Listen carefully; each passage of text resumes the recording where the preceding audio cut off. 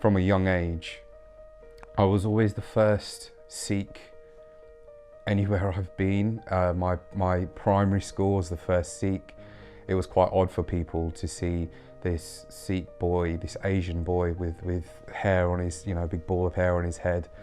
And to them it was quite often a reason to bully me. But I never let that faze me, because strangely, when I left secondary school, I was voted most popular boy. So then going into the police is not something I had planned in my life. I wanted to go to university, but I was just such a joker in college. I didn't study as well as I should have studied. I was more, I was concentrating more on what I was doing in the common room and playing computer games, and I just didn't take it as seriously as I probably should have, and I didn't go on to go to university. Instead, I left and I got a job. My first job was at Marks and Spencer's, measuring gentlemen's inside legs in the men's department. So that was my first job. I then went on to working for a couple of call centres, and it was I was at this point now where I just thought, wow, is this it now for me? Is this all I can do? I need more in my life. I wanted more so badly.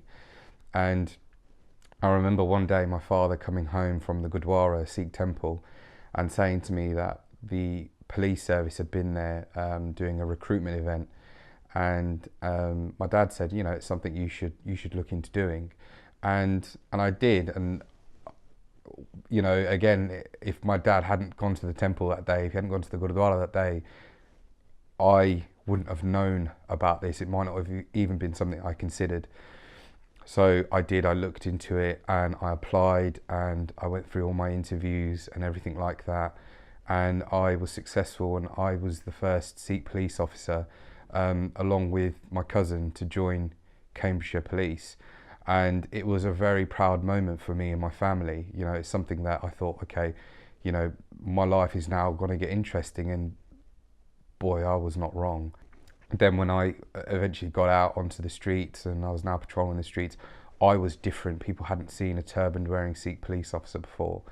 And, I was spat at, I was racially abused. I had incidents where I'd go to people's houses and they wouldn't let me in the front door. They wanted to see a white police officer. All of these things, it kind of really knocked the wind out of me, because I expected it to be a lot different. And I did everything I could to kind of overcome that. And I remember one day being told about a story about a female Sikh police officer who joined the Metropolitan Police, and she died. She was murdered by her husband for being a police officer, in essence. So it's something that affected me, but also helped to push me on even more. And I was involved in a police incident where I crashed a police car. I was taken to court by my own force. I lost my driving licence for 15 months, and then I was told, maybe you should consider resigning now.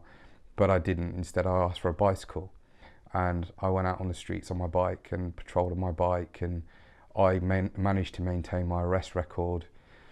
I just seemed to have quite a few kind of low ballers thrown at me, but I'm really proud that my career developed into what it did, where I worked on intelligence and tactical and strategic policing, where I was allowed to get involved in more kind of the undercover work and proactive work, and we were working on investigations against drug dealers, child sexual exploitation rings, human traffickers, paedophiles, and I kind of spent my last 3 years in the service doing that. And I think one of the most defining moments of me, where I genuinely became the person I am today, was on September the 7th, 2009. I attended an incident where I thought I was going to a train that had hit a cow, but that wasn't the case. A train had hit a 2-year-old boy, and it was something that really affected me quite emotionally and mentally and physically. I for a long time I wasn't the same after that.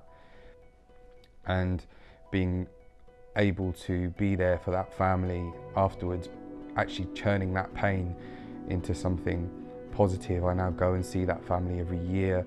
I've helped them to overcome the trauma as well. I've been there and supported them, and they've been supported me as well, because it's something I just wasn't conditioned for. I couldn't really deal with that. So everything I've been through up until now, I left the police after winning multiple commendation awards. I went over to Northern Ireland. I served my community proudly, and I left on a high, in my opinion.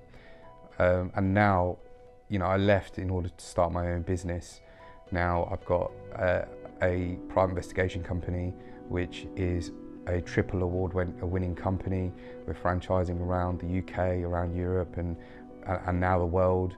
But where my passion lies, my passion has always been helping other people, and that's what I want to continue to do.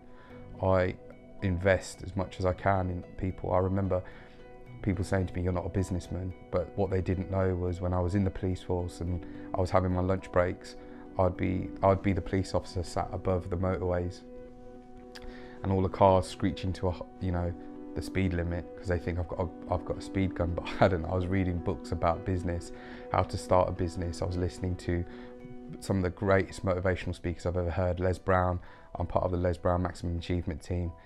His institution, he's been a great inspiration to me. Also Jim Rohn, amazing speaker. And all of these factors helped me to become a successful businessman, and I now want to help other people realise their dreams, realise their goals, because it can happen. I weighed 3.5 stone more than what I do right now last year. I lost that weight, and this year I was fortunate enough to go and climb Mount Everest, to the base camp, 17,500 feet, and I did that for Barnardo's to help children who are victims of child sexual exploitation. Something that I'm very passionate about combating, and I speak to a lot of communities about.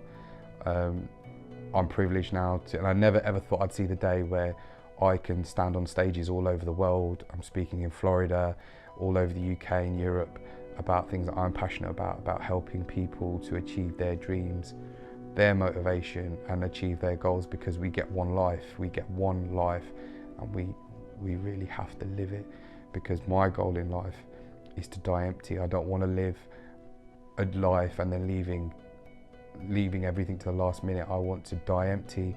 I want to have achieved all my dreams and all my goals and all my ambitions before I die, just with my family around me, because I love my family, I love my religion, I love the people that I meet every single day and the communities that I can help.